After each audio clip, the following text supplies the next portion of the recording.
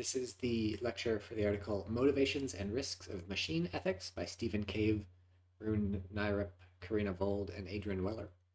So, just like the reading on Wednesday was to introduce us to the idea of artificial intelligence, which is like half the course, the other half of the course is ethics, and this is introducing us to ethics, especially from the point of view of machine ethics or the sort of ethics that we're going to be talking about in the course.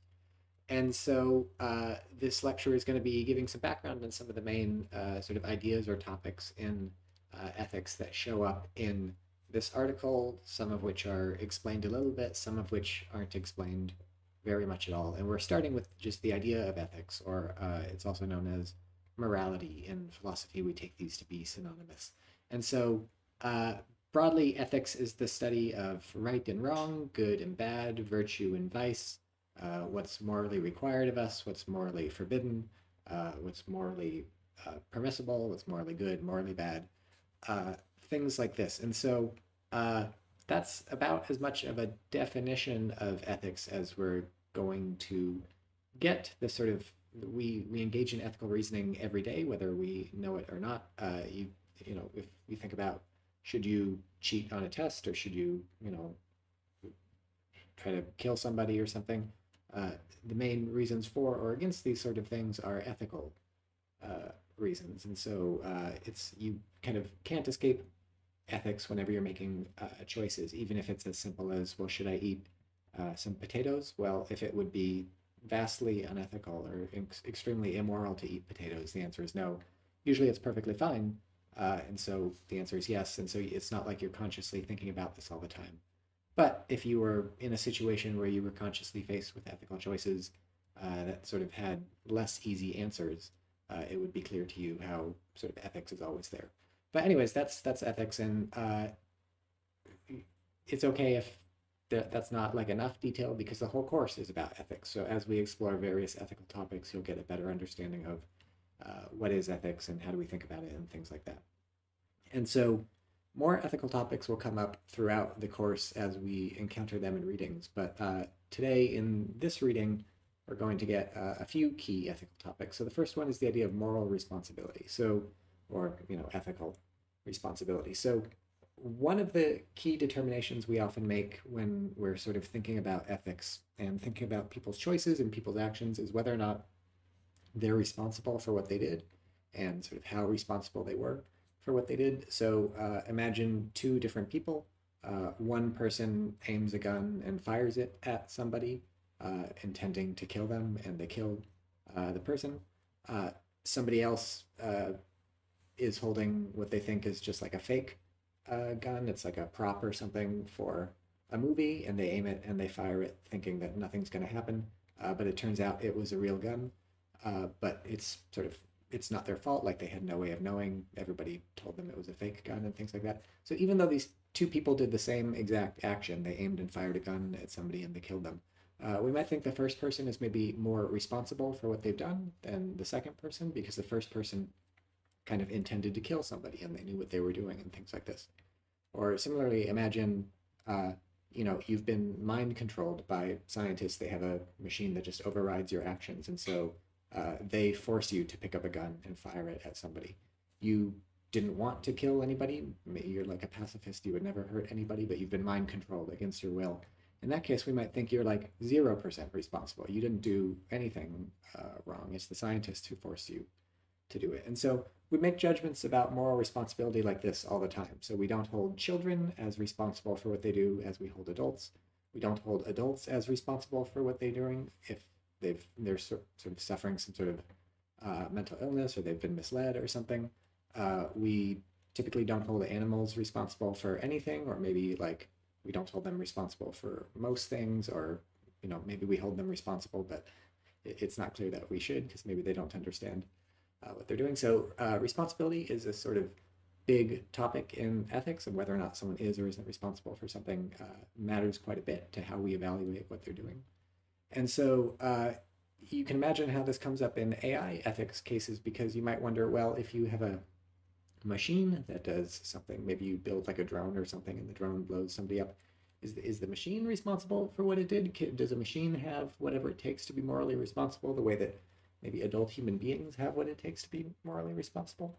But of course, this is a big question, not just in machine ethics, but in ethics generally. So there's lots and lots of work on moral responsibility in philosophy broadly, and we're not going to talk a lot about that. But some of the things that go into sort of discussion about moral responsibility do come up in this article, so we're going to talk about them a bit. And the first is the idea of agency, and sometimes in the article it's referred to as intentional agency. And in fact, I think the way the article first starts talking about it is in terms of just intention without talking about agency until a little bit later. And so agency is broadly like the capacity to make decisions and to make choices and to do things sort of for reasons. And you'll see when the article talks about what it is to have sort of intentions or what it is to do something intentionally. That's the sort of that's the way of acting that agents act. And so we tend to think that like adult human beings are typically agents, like we have the ability to reason through things and make choices and sort of undertake actions on the basis of the choices that we make. Whereas something like a rock is not an agent. A rock will do things. It will like fall off a cliff onto somebody or something. So it's not like the rock is like not moving at all. Or plants, for instance, are animate, like plants will move around and grow and stuff. But we often think that the rock or the plant don't really have agency. They're not making choices. The plant doesn't sort of sit there and think, I think I should grow a leaf over here or something like that. And then as we get more complicated, so moving from plants to animals, you might think, well, maybe most animals or many animals don't have a lot of agency. They're just operating entirely on instinct. So it's not like they're sort of thinking about the various options and weighing them and thinking about the reasons and stuff. It's like, no, they're just doing whatever it is they're sort of biologically programmed to do. And maybe we don't have agency in lots of cases. So maybe if like you're asleep or something, maybe your agency isn't really acting at that point. So if you talk in your sleep or you move your limbs or something while you're asleep, we might think, well, you're not really acting sort of as an agent. You're not really using your reflective capacities to decide what would be the best thing to say or the best way to move your arms. No, it's just you're just acting on reflex or something. So this idea of agency is relevant to moral responsibility because we often think that agents are morally responsible for what they do, but sort of non-agents are not able to be morally responsible for what they do. And this brings us to the idea of moral agency and moral patiency, which is the sort of second topic related to moral responsibility that comes up in this article. So we speak about moral agents as people who are basically responsible for what they do in virtue of having agency or something like that. So broadly, we, like most philosophers, think most adult human beings are moral agents most of the time. There's sort of disagreement about this, as there is in almost everything in philosophy. So some people sort of don't believe in moral responsibility, and so they don't think anybody's really an agent. Or they don't think agents are morally responsible or something like that, but whatever. So there's lots of views, but broadly the thought is we are all moral agents. And so a moral agent can be morally responsible for what they do, but that's not sort of all there is when it comes to morality. There are also what we call moral patients. And a moral patient, as the article explains,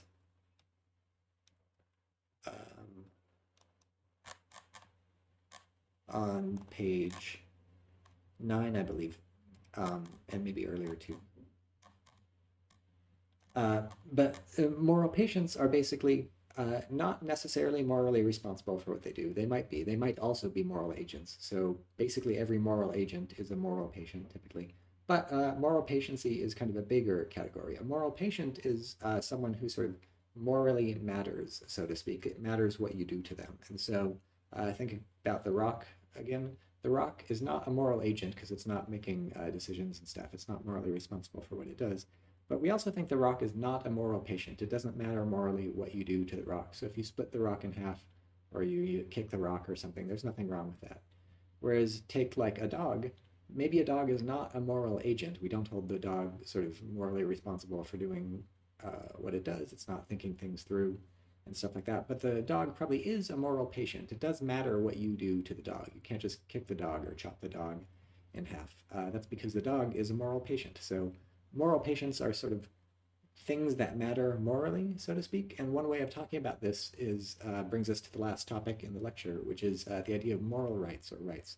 And so often the way we sort of explain what it is to be a moral patient is we say this is something that has rights, and rights are basically ways of describing like what is owed to something, morally speaking. So you owe it to the dog not to kick the dog. You owe it to the dog not to chop the dog in half. Maybe you owe even more to the dog. Maybe you have to pet the dog if it's lonely or feed the dog if it's hungry. So whatever rights the dog has are the sort of the rights that make up the fact that it's a moral patient. And so moral patients have moral rights.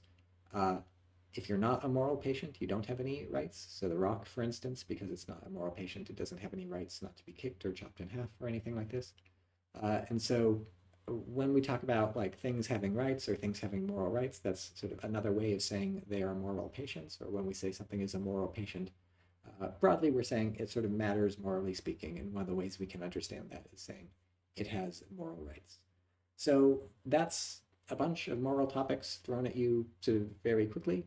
We're going to keep using these kinds of topics throughout the rest of the course, and we're also going to see more topics pop up as we go.